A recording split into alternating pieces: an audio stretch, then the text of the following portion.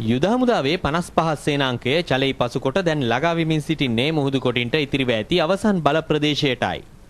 මෙම වෙරළ තීරය මුහුදු කොටින්ගේ ක්‍රියාකාරකම් බහුලම ප්‍රදේශයයි. ප්‍රහාරක යාත්‍රා සමූහ වශයෙන් යොදා ගනිමින් මුහුදු කොටි විසින් හමුදාව මුදාගත් මෙම ප්‍රදේශයට පහර දීමට අවස්ථා ගණනාවකදීම උත්සාහ කළද ඒ සියල්ල සාර්ථකව වැඩ පැවැත්වීමට 55 සේනාංකයට හැකි වුණා. 552 බල සේනාවට අයත් පළමු පාබල හමුදා බලඇණිය ක්‍රියාන්විතයේ යෙදී සිටින ස්ථානයට ඔබෙන් සන්නද්ධ ත්‍රස්තවාදීන්ගේ ක්‍රියාකාරකම් දැකගත හැකියි. වරින් වර මුහුදු කොටින්ගේ මෙවැනි යාත්‍රා දියත් කරමින් ඔවුන් නිරීක්ෂණය කරන්නේ ත්‍රස්තවාදීන්ට අහිමි වූ බිම්කඩෙහි හමුදාවට පහර දිය හැකි ස්ථානයක් විය හැකියි. මෙම යාත්‍රාවේද ත්‍රස්තවාදීන් තිදෙනෙකු පැහැදිලිව දැකගත හැකියි. ඉදිරියෙන් ඇති යුද මුක්ත කලාපයේ සිටින සාමාන්‍ය වැසියන්ට අනතුරක් නොවන ලෙස ත්‍රස්තවාදීන් විනාශ කිරීම හමුදාවේ අරමුණ බවයි 55 සේනාංකාධිපති බ්‍රිගේඩියර් ප්‍රසන්නද සිල්වා පවසන්නේ.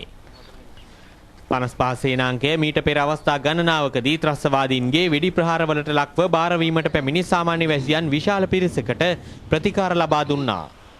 තෙප්පමක් මගින් හමුදා පාලන ප්‍රදේශයට ඊයේ ළඟා වූ මෙම පියපොතු දෙපළටත් අවශ්‍ය ප්‍රතිකාර ලබා දී සුබසාධන කඳවුරක් වෙත යොමු කරවීමට 551 බල සේනාවේ 11 වන ජාතික ආරක්ෂක බලබුළුවේ සෙබළුන් පියවර ගත්තා.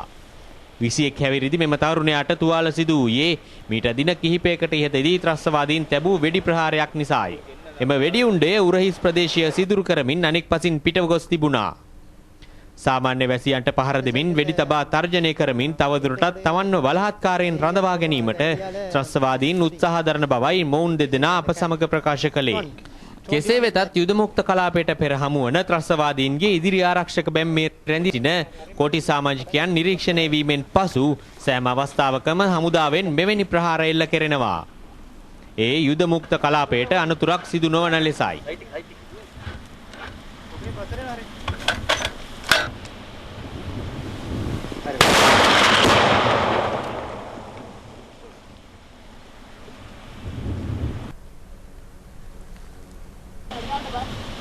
පුදුමාතලන් යුද මුක්ත කලාපයේ දෙසට 55 සේනාංකය ආරම්භ කර ඇති ක්‍රියාන්විතයේදී චලෙයි ප්‍රදේශයෙන් පසු සෙබළුන්ට හමු වූ දෙවන පස් බැම්ම මෙයයි.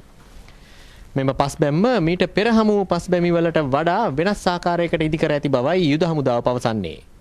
කෙසේ වෙතත් යුද හමුදාවේ උපාය උපක්‍රම භාවිත කරමින් මෙම පස් බැම්මද සුණු විසුණු කරමින් යුද හමුදාව ඉදිරියට යනු ඇතැයි යන්න අපගේ විශ්වාසයයි.